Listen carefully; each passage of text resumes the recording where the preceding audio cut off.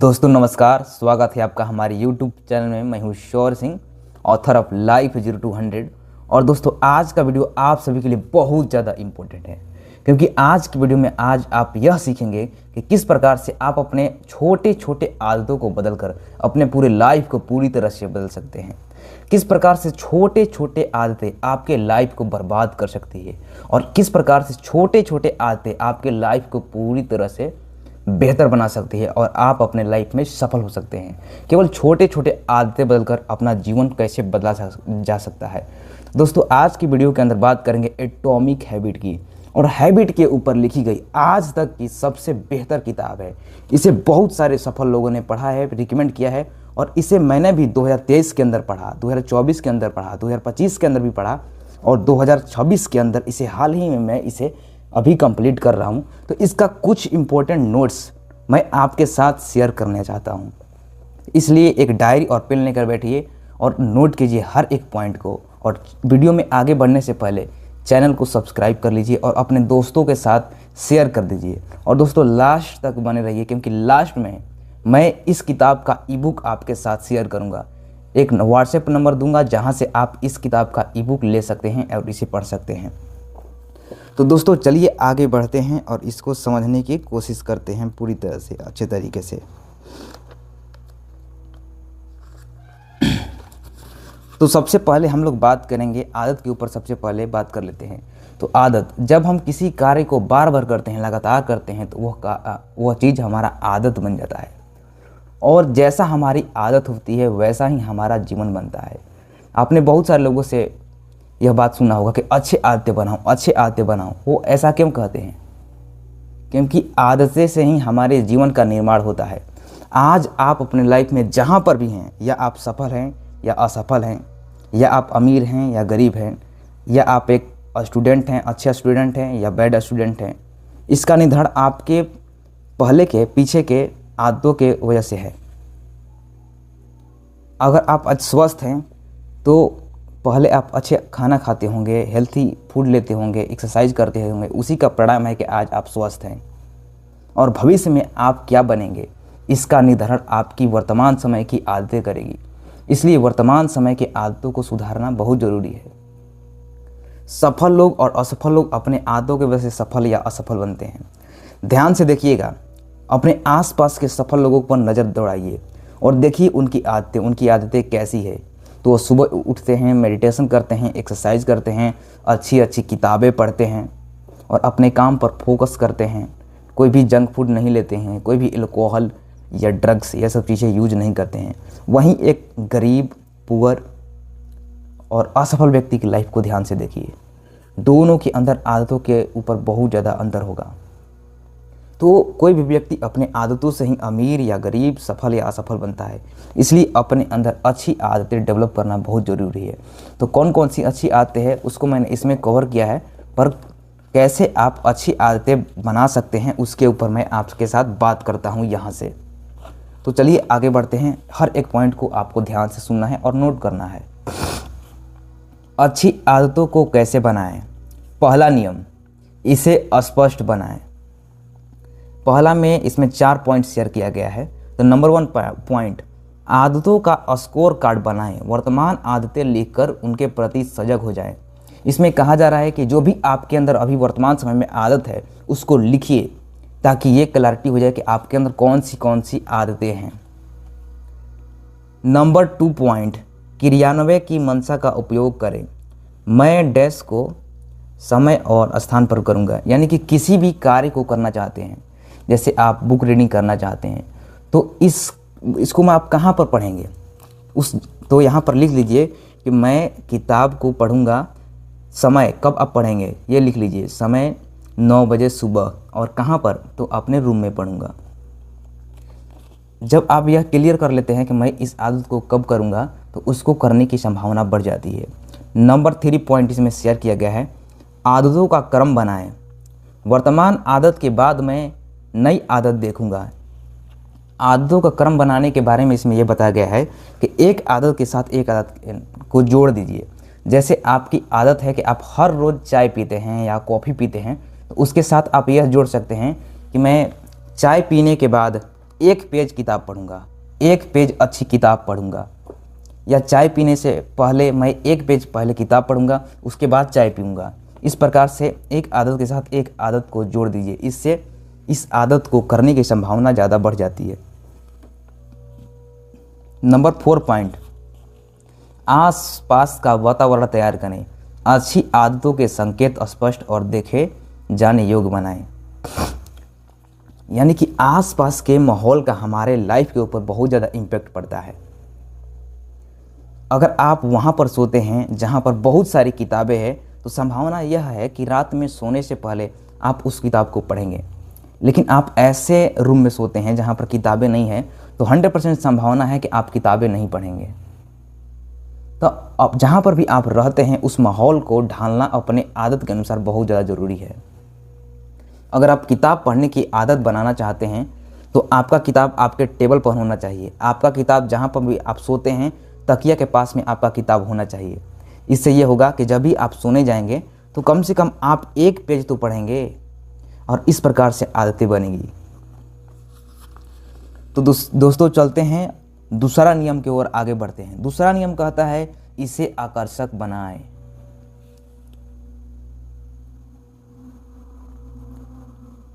Number 1, इसमें 3 point है। प्रलोभन बंडलिंग करके इसे उस कार्य से जोड़ दें जो आप करना चाहते हैं और जो ज़रूरी है। इसके पहले भी हम लोगों ने शेयर किया था कि कैसे एक आदत को एक आदत के साथ जोड़ सकते हैं। जैसे चाय के साथ हम लोगों ने किताब पढ़ने को जोड़ा, उसी बात को यहाँ पर दोहरा रहा है।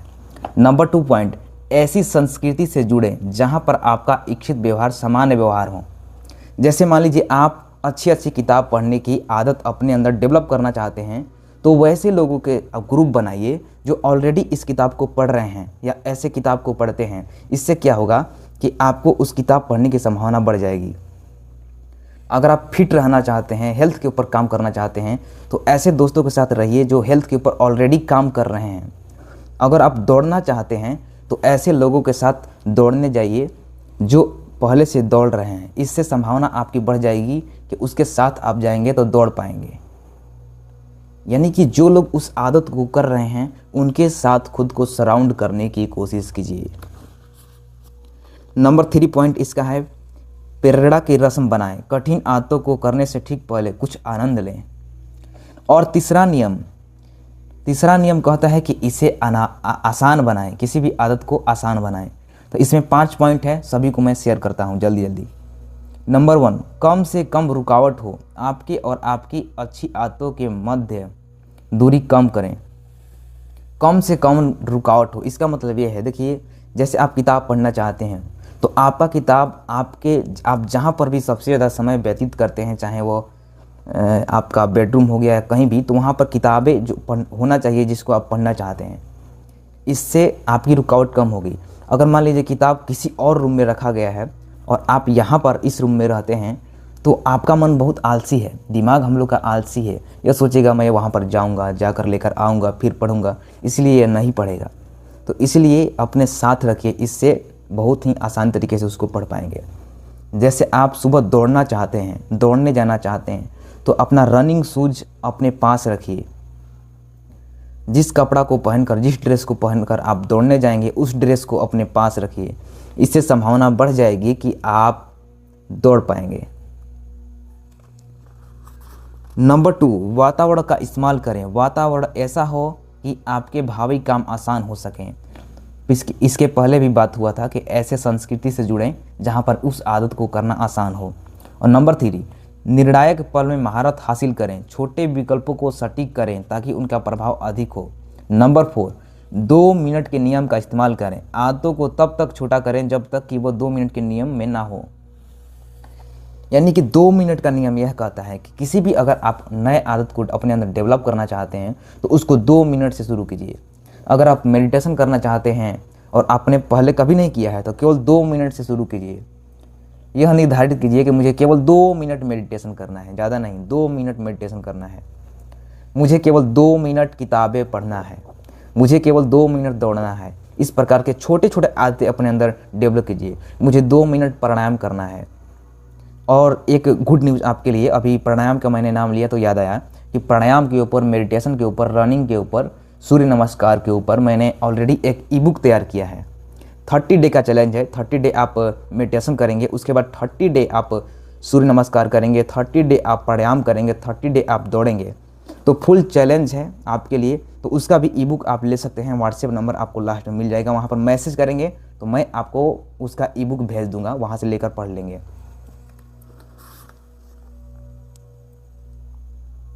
नंबर 4 हो गया। नंबर 5, आदतें स्वचालित होने दें। तकनीक और एक बार खरीदने में निवेश करें ताकि वे भावी व्यवहार को सुनिश्चित करें।